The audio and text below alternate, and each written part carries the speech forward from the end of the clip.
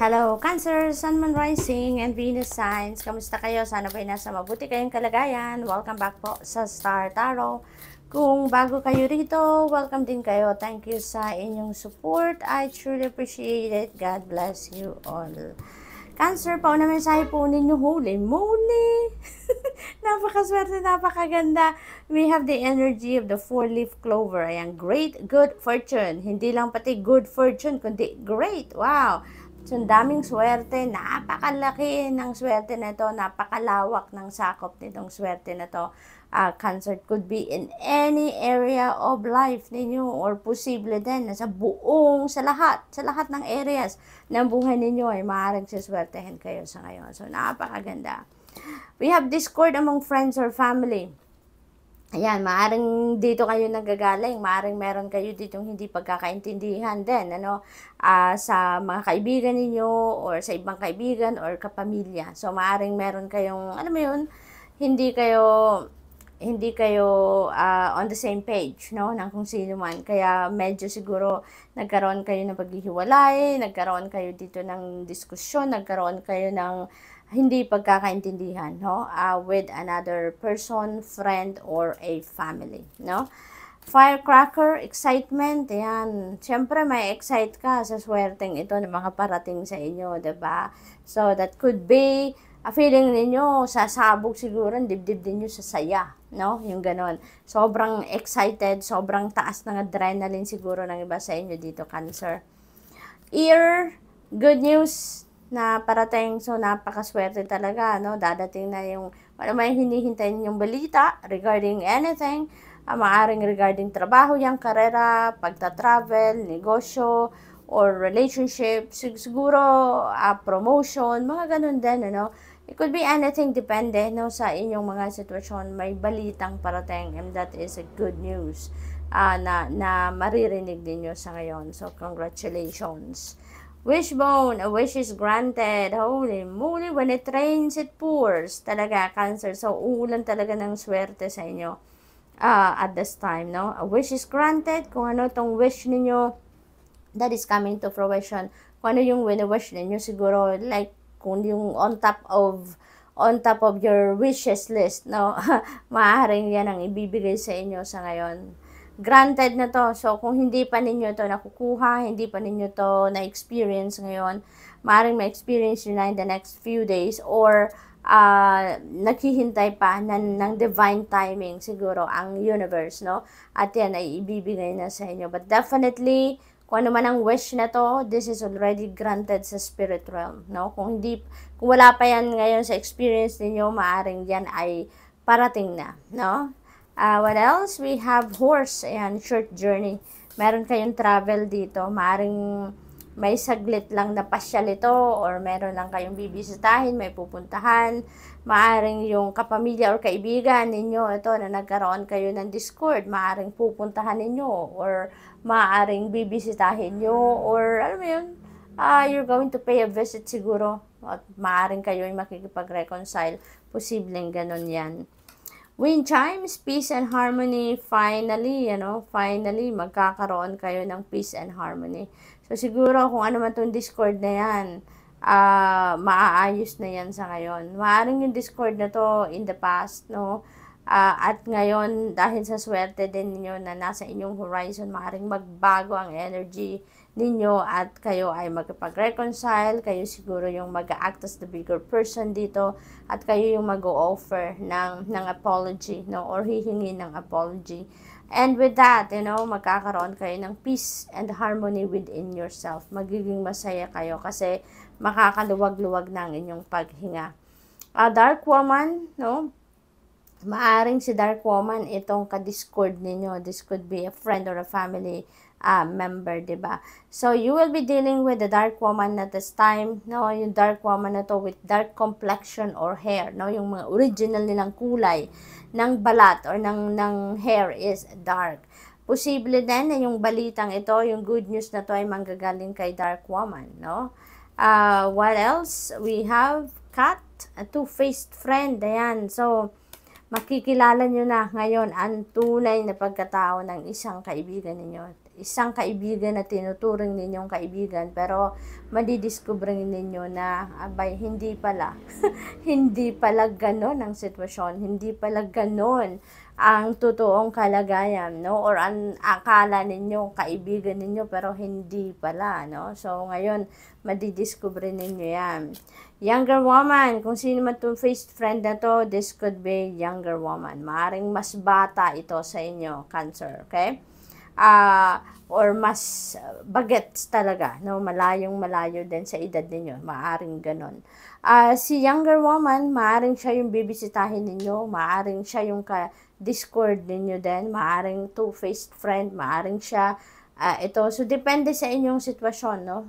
Depende sa kung sino yung mga ka-deal with ninyo sa ngayon. But definitely, this time as well, you're going to be dealing with a younger woman.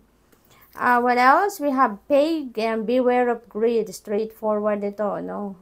Iwasan ninyo na umandar ang pagka-greedy ninyo, Cancer. Maaaring ang iba sa inyo dito magkaroon kasi ng maraming oportunidad ng iba't iba kasi ang great good fortune ang parating sa inyo. So siguro ang daming blessings na parating sa inyo, various opportunities could come your way at maaaring, alam mo yun, gusto mong kunin lahat or gusto mong i-take advantage lahat, baka kailangan din naman na konti lang, ibigay mo naman sa iba or magbigay ka naman ng pagkakataon sa iba, hindi ba? So, maybe ganun ang sitwasyon dyan. Heart, love, deep affection, and caring. Ayan. So, posibleng si Dark Woman na magpaparamdam sa inyo nito, no? Na love, deep affection, and caring. Ang pag-care sa inyo. Or, kayo naman yung panggagalingan nito, no? So, it's either kayo yung receiver ng love, deep affection, ng pag-care ng ibang tao, or kayo naman yung magbibigay nito sa ibang tao. Kayo yung magpaparamdam nito sa iba. So, good luck, Cancer, and that's all I have for you for today. Thank you for watching. Love and light. Namaste. Hello, Scorpio, Sun, Moon, Rising, and Venus signs. Kamusta kayo? Sana po ay nasa mabuti kayong kalagayan. Welcome back po sa Star Tarot. Kung bago kayo rito, welcome din kayo. Thank you sa inyong support. I truly appreciate it. God bless you all. Scorpio, dog close up, pleasure with a friend, with a close friend. So, ayan, bonding time ito ng best friend ninyo, no? At kayo, bonding time ninyo ng inyong matalik na kaibigan sa ngayon. Lightning, control your anger or you will be sorry. Ayan, so mag-iingat kayo din sa emosyon na ito. Kasi this is a very strong emotion, no, na galit at baka yan ay sumabog, baka magkaroon kayo ng outburst dito at mahirapan din kayo niyan in the end, no? Kayo din ang mahihirapan, kayo din ang magsasuffer dyan.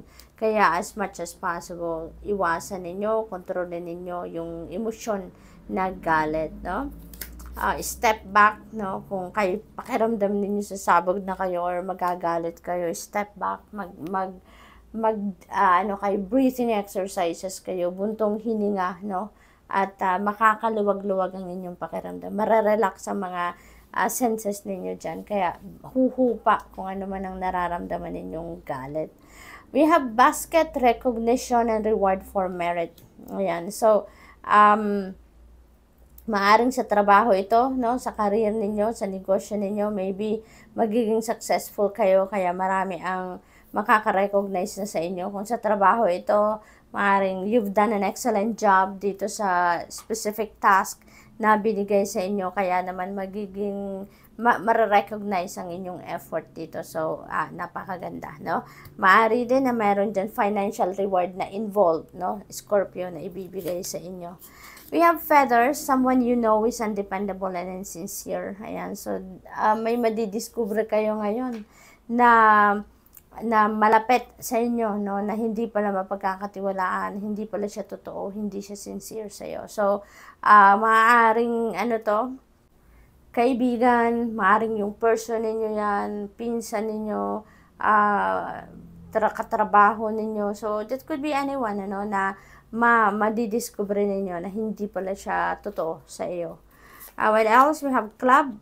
Someone will try to make you do something against your will. Ayan. So, depende sa inyong sitwasyon. Use your own judgment and discernment on that situation, Scorpio. Now, na nasa sa inyo na, it's your call kung paano ninyo approach ang sitwasyon na ito, no?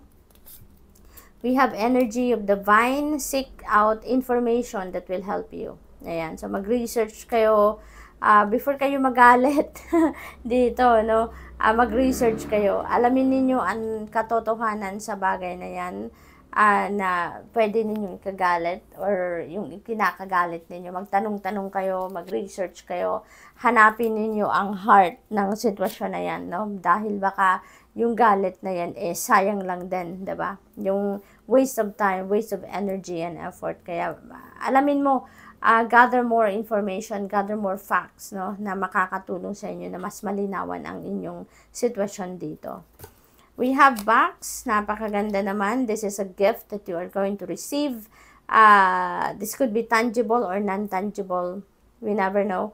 Kasi nakasara yung box. So, hindi natin alam po anong surprise ang laman ng box na yan. No? But definitely, that is a gift. So, could be material, gift, maaring hindi. We have stuff you will be taken care of in difficult times. So, napakaganda. Divine Universe and the rest of your spirit team is there for you, no? Handa kang gabayan, protektahan, proteksyonan, gwardyahan, yung ganun to make you safe, no? Lalong-lalo na sa panahon ng mga mahirap, challenging situation, difficult situations, no? Na kinakaharap ninyo. We have victory. Yay! Victory in some endeavor. Magtatagumpay ka. Maaring yung tagumpay na yan will be manifested dito, no, with the recognition or merit na ibibigay sa inyo, premyo, yung ganon. So, you are going to be victorious at this time in some areas of life, Scorpio. Kaya, congratulations. Job well done. We have candle. You will be shown the way. Ayan. So, you're very lucky. You're very blessed, Scorpio. The divine universe and the rest of your spirit team, full force, nandiyan dyan para sa'yo, tulungan ka, gabayan ka, protektahan ka, yung ganun. So, you are so lucky. What else? We have younger woman, dealings or relationship with a younger woman. This could be anyone, Scorpio, sa buhay ninyo that you are going to be dealing with at this time. Maaring siya yung panggagalingan ng regalo, no? Maaring siya yung panggagalingan ng regalo dito.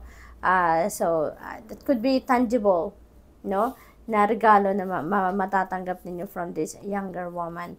Dark man, dealings or relationship with a man with dark complexion or hair. Ayan. So, meron dalawang starring na tao dito sa these two people are going to to play a significant role sa buhay ninyo at this time, Scorpio. So, yung dark man na to, this could be anyone. Maaaring katrabaho ninyo to, asawa ninyo, kumpare, or kaibigan, or kung sino man, no? Ka-deal ninyo yan around this time. So, good luck po. And that's all I have for you for today. Thank you for watching. Love and light. Namaste.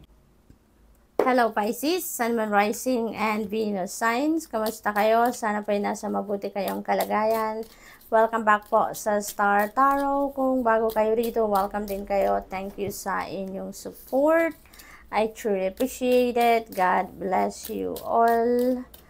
Pisces, pauna mensahe po ninyo for today. Napakaganda, goldfish energy. Meron kayong increase in material wealth or spiritual growth dito. So, napakaswerte ninyo. So, merong additional na kaalaman kayo dito about yourself, about the world, about the universe, your relationship with the universe, yung ganon.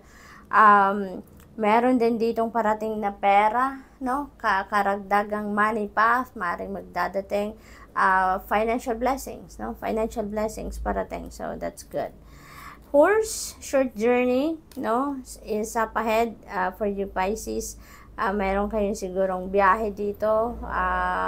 Short journey lang. So, maaaring kalapit bayan lang, no? Maaaring kalapit city.